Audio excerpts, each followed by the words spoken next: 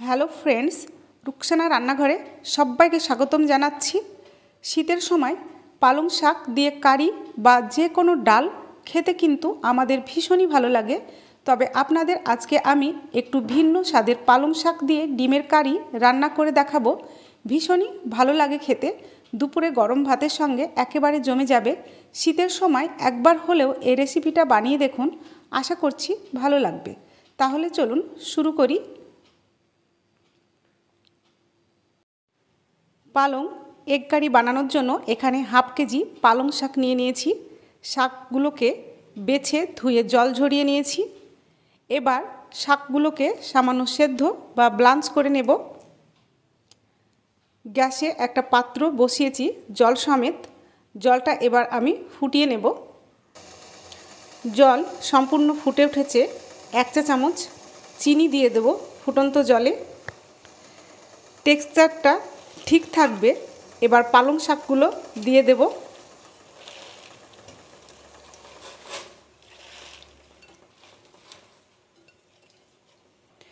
সেই সাথে দেব 50 গ্রাম মতো ধনে পাতা আর 4টে কাঁচা লঙ্কা। ঝালটা আপনারা নিজেদের পছন্দ অনুযায়ী দেবেন। খুব বেশি ফোটাবো না, 1.5 থেকে 2 মিনিট পালং শাক উবলিয়ে নেব।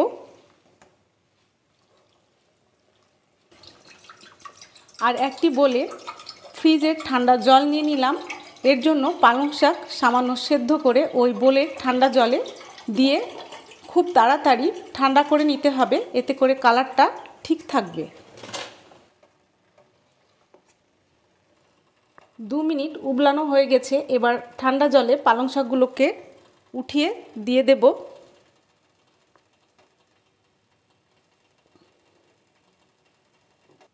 এতে করে কুকিং স্টপ হয়ে যাবে ও কালারটাও ঠিক থাকবে।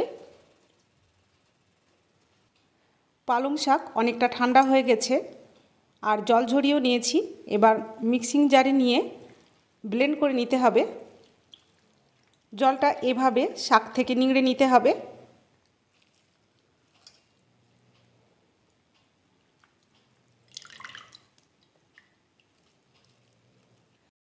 ব্লেন্ড করার সময় সামান্য জল দিয়ে ব্লেন্ড করে নিতে হবে, খুব বেশি জল দেবার দরকার নেই। এবার মিহি একটা পেস্ট বানিয়ে নিতে হবে। দেখুন খুব ভালো করে মিহি করে পেস্টটা তৈরি করে নিয়েছি এবং কালারটাও ঠিক আছে। এখানে ডিম নিয়েছি 10টা। এবার ডিমগুলোকে কাট করে নেব। এতে করে ডিমে ফ্লেভার ঢুকে যাবে খুব সহজেই, আর ভাজার সময় ডিমগুলো ফেটে যাবার সম্ভাবনা থাকবে না। এবার একটা মিক্স মশলা তৈরি করে নেব।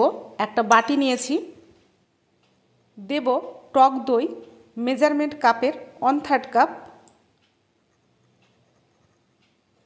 দই রান্নার সময় ফেটে যাবে না, তার জন্য কিছু মশলা মিশিয়ে দেব।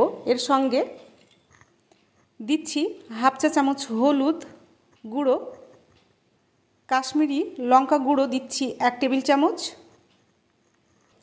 ধনে গুঁড়ো দিচ্ছি 1 টেবিল চামচ। সবগুলো মশলা ভালো করে একসঙ্গে মিশিয়ে নিচ্ছি। দইয়ের সঙ্গে মশলা খুব ভালো করে ফেটিয়ে মিশিয়ে নিতে হবে। মশলা মেশানো হয়ে গেল। এবার গ্যাসে একটা কড়াই বসিয়ে দিয়েছি আর খুব ভালো করে গরম করে নিয়েছি। 2 টেবিল চামচ মতো তেল দিয়ে দেব সরষের। আর রান্নাটা আমি পুরো সরষের তেলেই করব। এবার ডিমগুলো দিয়ে ভেজে নেব।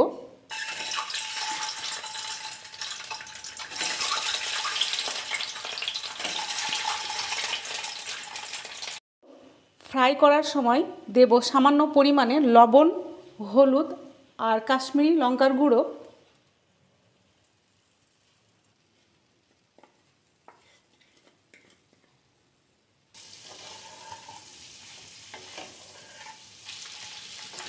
মিশিয়ে নিলাম ডিমের সঙ্গে। এগুলো দিয়ে ডিম ফ্রাই করলে ডিমের কালারটা খুব ভালো আসে, ধাবার মতো।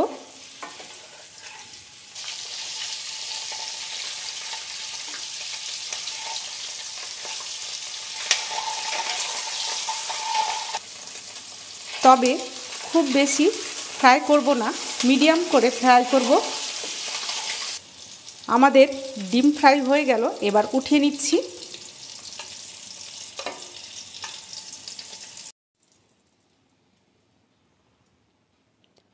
ওই তেলেই আরও পরিমাণ মতো তেল অ্যাড করে দিলাম।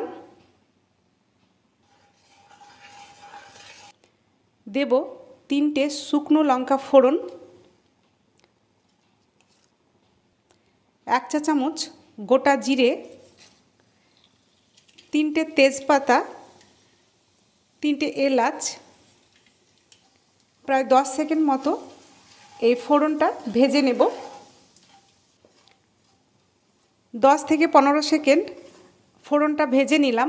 এবার অ্যাড করে দেব মিহি চপ করা পেঁয়াজ। এখানে আমি 4টে পেঁয়াজ মিহি চপ করে নিয়েছি চপারে।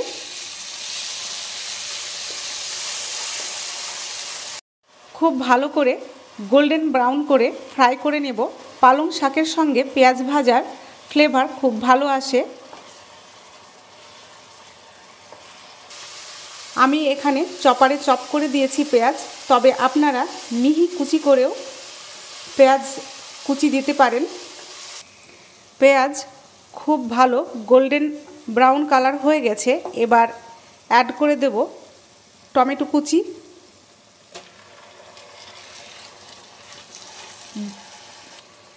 এখানে আমি মাঝারি সাইজের 2টো টমেটো কুচিয়ে নিয়েছি। দেব 1 টেবিল চামচ আদা রসুন বাটা ও স্বাদ অনুযায়ী লবণ। খুব ভালো করে মিশিয়ে নিয়ে তেল ছেড়ে আসা পর্যন্ত কষিয়ে নেব 3 মিনিট মতো। মিডিয়াম টু লো ফ্লেমে মশলা কষাচ্ছি। 3 মিনিট কষানো হয়ে গেছে, মশলা থেকে তেলও ছেড়ে এসেছে। এবার অ্যাড করে দেব দই মশলার মিশ্রণটা।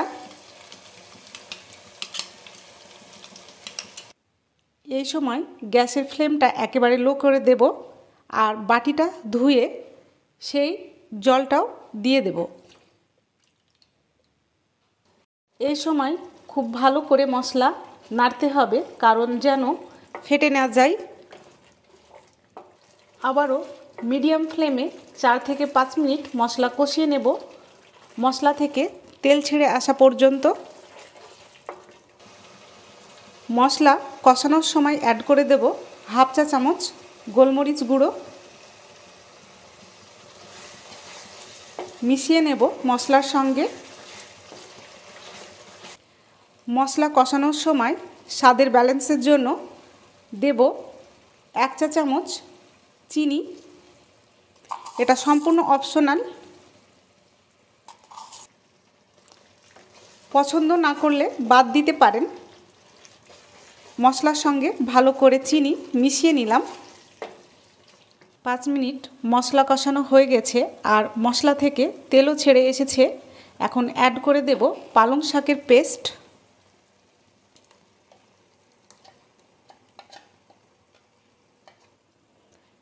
সামান্য গরম জল মিক্সির জারে দিয়ে ধুয়ে সেই জলটাও দিয়ে দেব।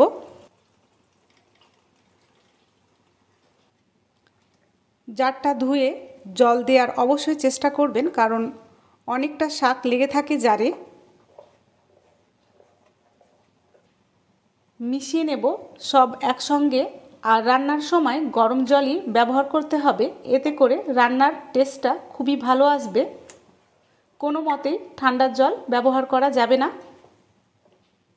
এইভাবে কষিয়ে কষিয়ে শাকের গ্রেভি তৈরি করলে খুব টেস্টি গ্রেভি তৈরি হবে। আর মিডিয়াম টু লো ফ্লেমে কষাতে হবে। এই সময় অনবরত নাড়তে থাকতে হবে যে নিচে যেন না লেগে যায়।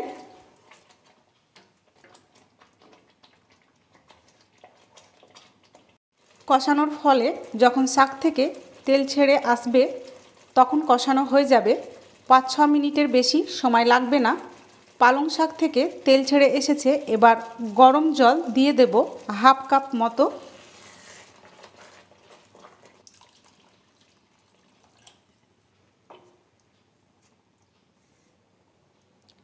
জল ভালো করে শাকের সঙ্গে মিশিয়ে নিলাম।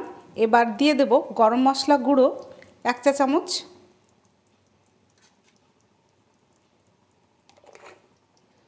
খুব ভালো করে মিশিয়ে নেব গ্রেভির সঙ্গে। এবার ডিমগুলো দিয়ে দেব শাকে।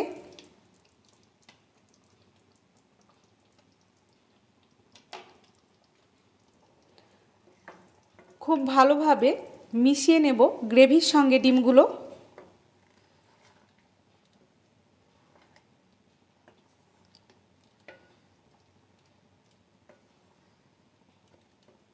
এবার ঢেকে রান্না হতে দেব লো ফ্লেমে।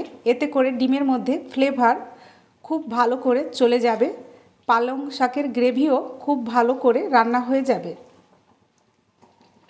ঢেকে প্রায় 5 মিনিট মতো লো ফ্লেমে রান্না করে নেব। 5 মিনিট পর চাপাটা খুলে নিলাম। আমাদের ধাবা স্টাইলের পালং এগ কারি একদম তৈরি হয়ে গেছে। এবার 2 টেবিল চামচ মতো ধনেপাতা কুচি অ্যাড করে দেব। উপর থেকে ছড়িয়ে দিলাম ধনেপাতা। আর দেব 1 টেবিল চামচ মতো বাটার। এটা সম্পূর্ণ অপশনাল। খুব ভালো করে গ্রেভির সঙ্গে মিশিয়ে নেব।